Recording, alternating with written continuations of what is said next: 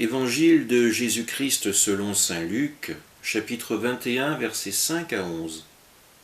En ce temps-là, comme certains parlaient du temple, des belles pierres et des ex-voto qui le décoraient, Jésus leur déclara : « Ce que vous contemplez, des jours viendront où il n'en restera pas pierre sur pierre, tout sera détruit. » Ils lui demandèrent : « Maître, quand cela arrivera-t-il ? Et quel sera le signe que cela est sur le point d'arriver ?» Jésus répondit : « Prenez garde de ne pas vous laisser égarer, car beaucoup viendront sous mon nom et diront : c'est moi, ou encore le moment est tout proche. Ne marchez pas derrière eux. Quand vous entendrez parler de guerre et de désordre, ne soyez pas terrifiés, il faut que cela arrive d'abord, mais ce ne sera pas aussitôt la fin. » Alors Jésus ajouta : « On se dressera nation contre nation, royaume contre royaume. Il y aura de grands tremblements de terre, et en divers lieux des famines et des épidémies. Des phénomènes effrayants surviendront, et de grands signes venus du ciel. » Acclamons la parole de Dieu.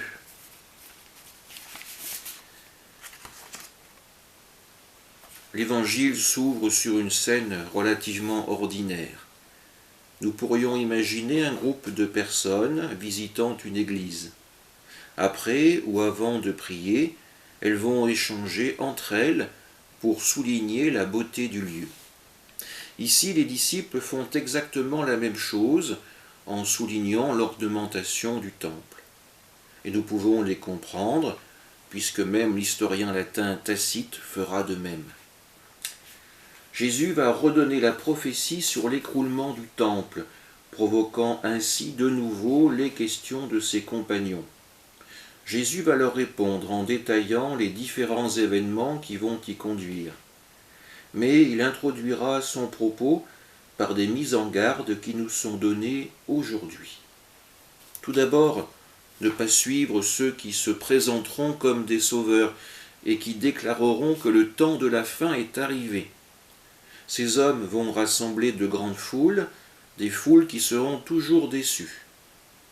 Cela devrait avoir lieu, dit Jésus, comme les guerres et les désordres, que le croyant ne s'en inquiète pas.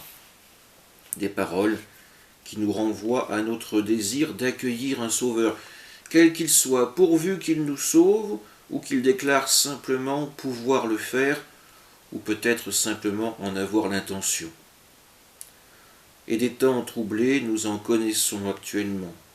Épidémies, crise financière, chômage, violence, terrorisme et délation. Des sauveurs, des chefs de guerre aussi se lèvent par dizaines. Pour nous, chrétiens, notre foi, notre confiance, notre espérance nous tournent avant tout vers le Christ, lui, le ressuscité qui a vaincu la mort et dont toutes les paroles se sont réalisées. Trouverons-nous la force de traverser ces épreuves, le regard fixé sur le Christ, sur celui qui est le chemin, la vérité, la vie. Amen.